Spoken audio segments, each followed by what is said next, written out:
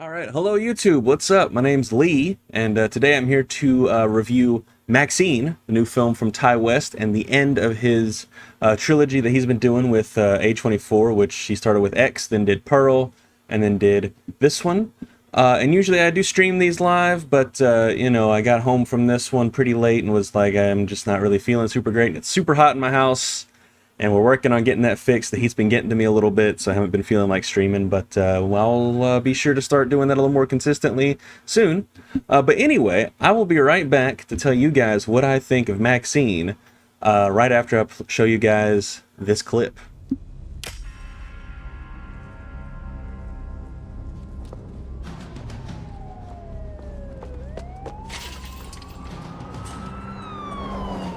You can run, and you can hide, but you'll never get away.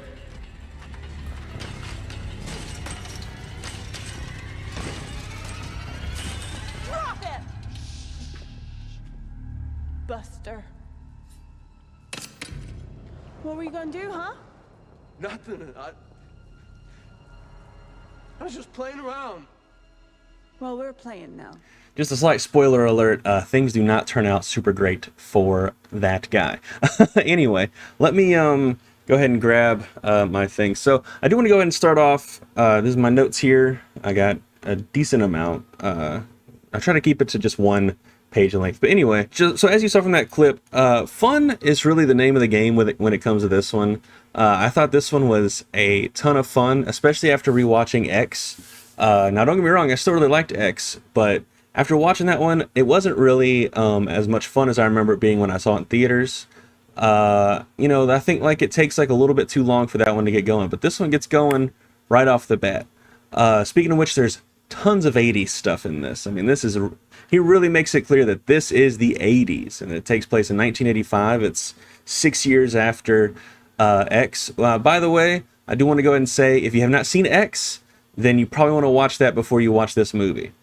That's your warning. You don't need to watch Pearl. Pearl is, don't get me wrong, Pearl's great viewing. It's probably my favorite of the trilogy. You definitely want to watch X before you watch MaXXXine, because it is very much a sequel. They have like a montage at the beginning of the film that really sets the scene for like, not just like the time period, but also like the climate of the time period as well. And we'll get into that later on in the review.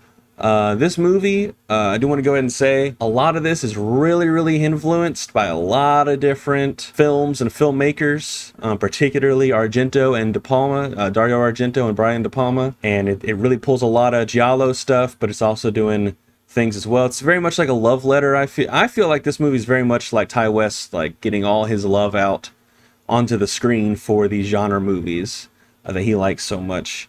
But I will go ahead and say, this one, unlike X and Pearl, a lot of people said that X and Pearl were very pastiche.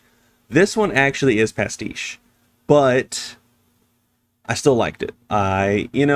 Sometimes pastiche gets on my nerves when movies are pulling from a lot of different movies.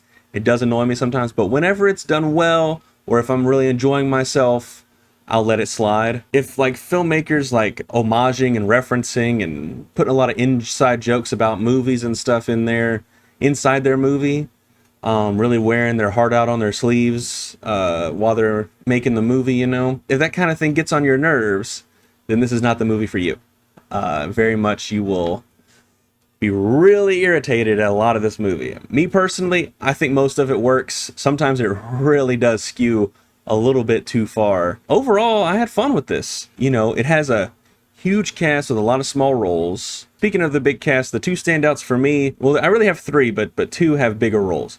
So the two that stand out for me are Kevin Bacon and Giancarlo Esposito. They have pretty fun roles in this, particularly Kevin Bacon. Now, Giancarlo Esposito, the reason I really like him in this movie is because he's not like stuck doing like his villain shtick that he's been stuck doing since played Gus Fring on Breaking Bad, and he's done different variations of that and a whole bunch of different stuff ever since that show started. But he's such a versatile actor that it's nice to see him come in and actually get to do something really fun and honestly pretty hammy. He's pretty hammy in this, but I had a good time. And Kevin Bacon's also pretty hammy in this. He's got an accent.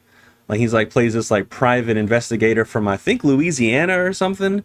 I'd have to rewatch it to really see if I can if I can pinpoint what accent he's trying to do. But he's got a lot of really fun stuff in this movie, and Kevin Bacon's actually in this movie a lot more than I expected. In some ways, he's almost like the supporting character of the movie. It's like MaXXXine, and then Kevin Bacon's private detective character. And the other standout for me, funny enough, even though she has a very, very small role, was Halsey.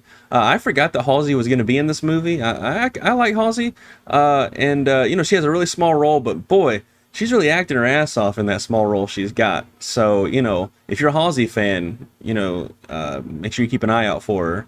Because she very much is kind of almost like a blink and you miss it. If you get up to use a restroom, you know, you might miss Halsey's scene, you know. Now, speaking of great stuff, Mia Goth, of course, is still fantastic. If anyone who's watched X, she does play both the main character MaXXXine in that, as well as Pearl.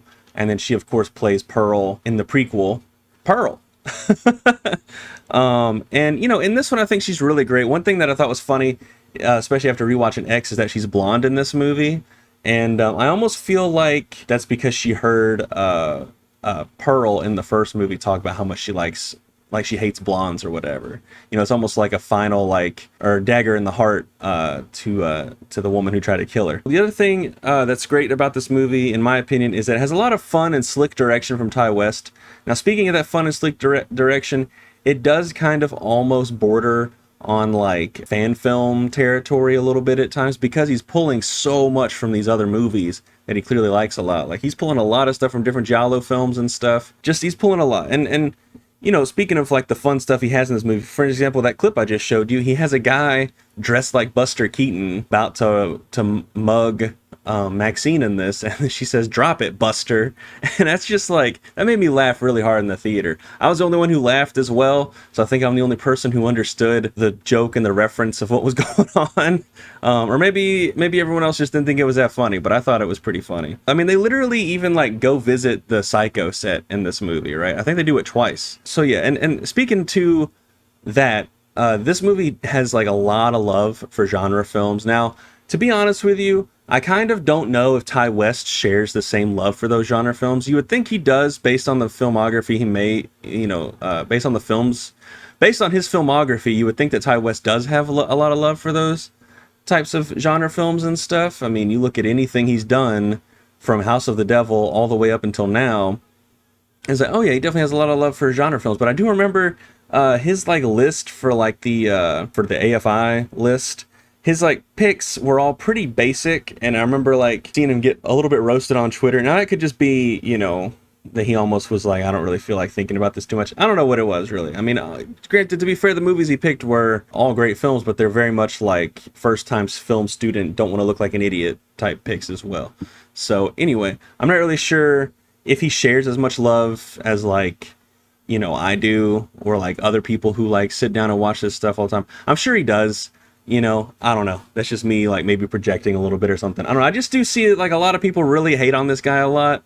And, you know, I don't really get why. I think his movies are fine. Like, they're fun. You know, I think Pearl is the one that he really hit the nail on the head. I think that movie's, like a borderline masterpiece. You know what I mean?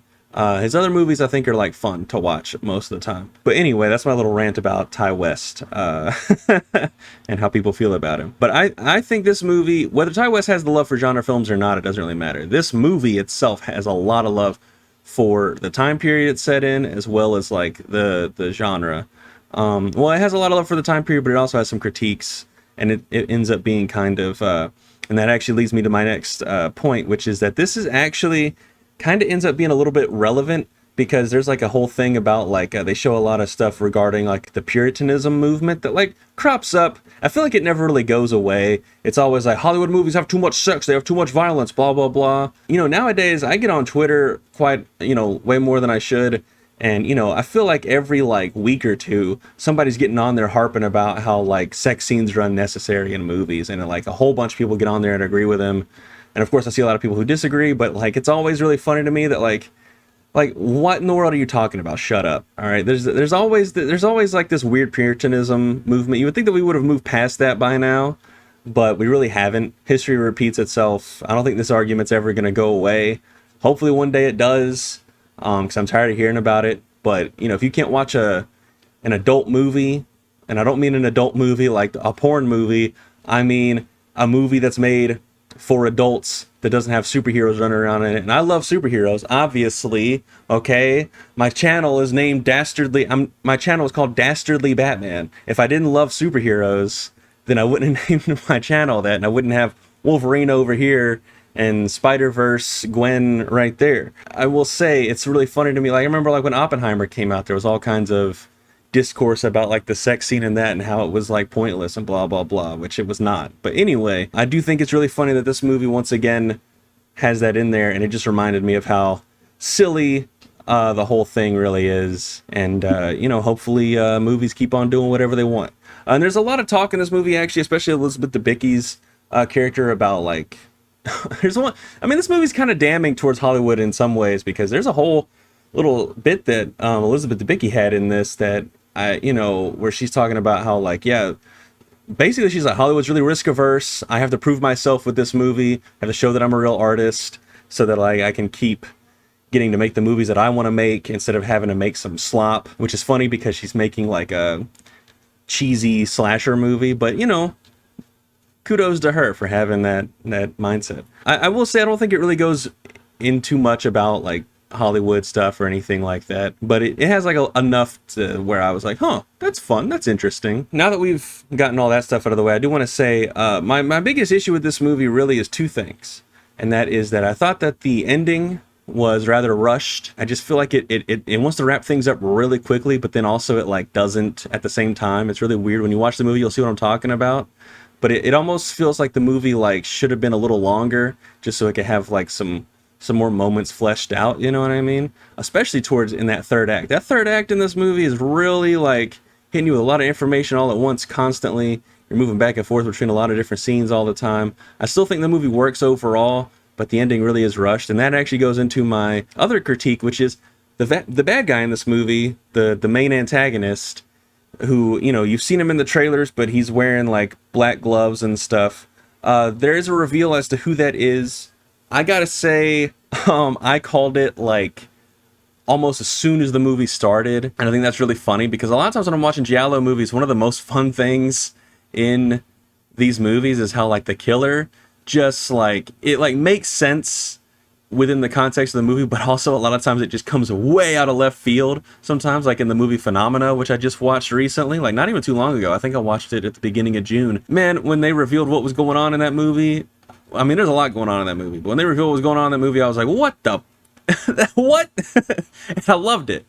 This one, on the other hand, once they reveal what's going on, I was like, okay, well, yeah, that makes sense. Because of that, I do feel like it does hurt the film a little bit. But then again, I will go ahead and say this. I'm not going to say who plays the bad guy or anything like that. But once they reveal the bad guy, once he shows up and he is, speaking of hamming things up, he is hamming things up. He's chewing that scenery left and right. And I was having a lot of fun watching him. I think he kind of crushed it, to be honest with you. Because this whole movie is like dialed up to an 11, like stylistically, as well as like what's going on with everyone and stuff like that. And it's like that, it's because like the 80s was like dialed up to an 11, right? So it makes sense that this movie is as well. You know, this movie gets pretty crazy at times. It definitely gets a little more crazy than the last two movies. For sure. Although Pearl was pretty fun. I had a lot of fun with it still, even with those like critiques that I have. I know this review's like all over the place. Like I said, I really think the heat is getting to me. It's pretty hot in my house. So, you know, my reviews I've noticed are like not as good as they usually are. But overall, I did have a lot of fun, but I'm still going to have to give this movie, because I was going back and forth on it while I was like taking my notes and like thinking about it after the movie was over and eating and stuff. And I gotta say, I think I'm gonna have to give this one 3.5 stars out of 5. Like I said, I really liked it. I had a lot of fun, and I might like it more when I rewatch it.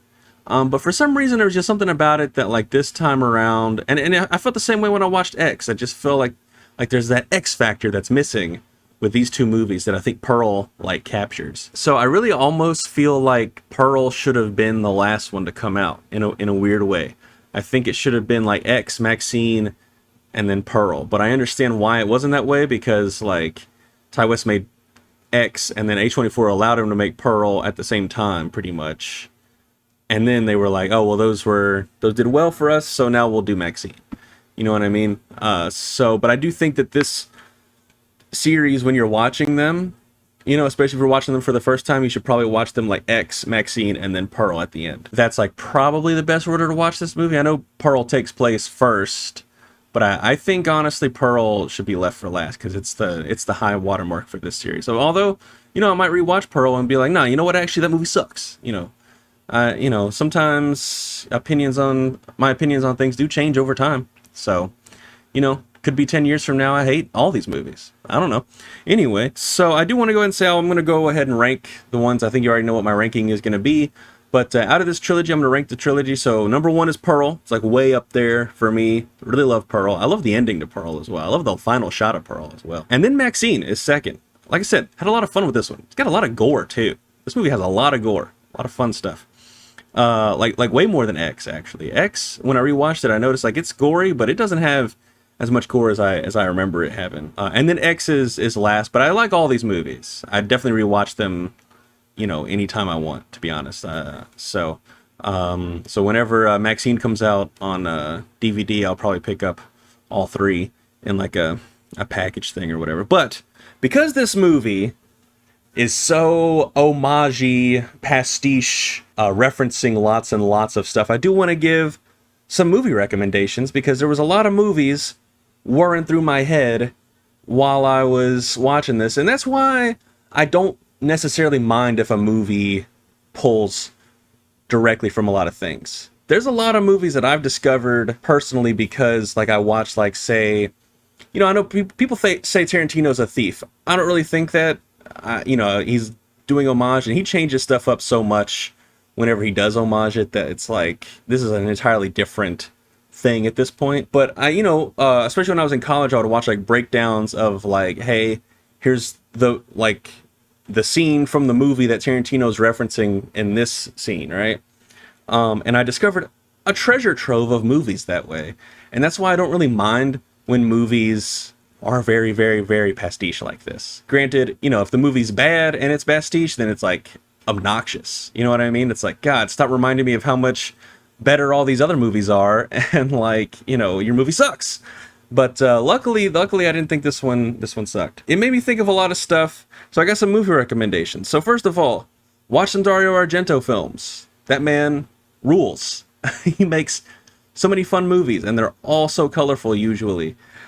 His later period stuff is not as much as I don't like as much. A lot of stuff like After Opera, I'm not a big fan of. So the movies I do want to recommend are Opera, Phenomena, which I just watched in June, and also, of course, Suspiria. There's a few others you should watch as well, but those are really the 3 I feel like you should start with. Probably start with Suspiria, and then do Phenomena, and then Opera, and then watch the other ones. The other director that this...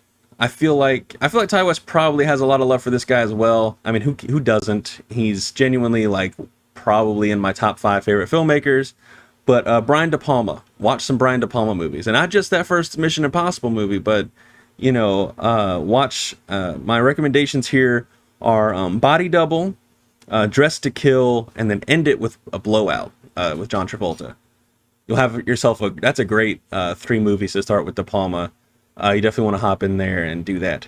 And then the last one I want to mention is another movie that is very pastiche itself, but it's more like almost like a spoof of the giallo genre, and that is a little movie called The Editor, which came out not too long ago. Actually, now that I think about it, it might be a while ago. Let me look up when that came out. Actually, man, I remember when I watched it. Oh my God, that movie's... So The Editor's 10 years old. Okay, wow, that's crazy. Came out in 2014. Anyway, watch that movie. You'll have yourself a good time. So anyway, guys, that's my review for MaXXXine. Hope you enjoyed it. I know it was kind of all over the place. This movie is kind of all over the place as well, though, funny enough. It's still good, but it is kind of all over the place. So anyway, if you like what you saw, make sure you head on over to my Twitch. It's twitch.tv/thedastardLeebatman. I'll be sure to put it up on the screen somewhere. And, you know, all my VODs and stuff go up. There I highlight them and leave them up unedited. And, you know, I'm trying to get into the groove of streaming on a schedule, but man, I'm been messing up, especially this week. Or you can head on over to my other channel, Blended Caramel, where I post like whatever I want really on YouTube. You know, short films, whenever I start making those again. And I also post all of my VODs unedited up on there as well. So I just post whatever I want over on Blended Caramel. So anyway, guys, I hope you enjoyed this review for MaXXXine. Thanks for watching, and I will see you all in the next video. Peace.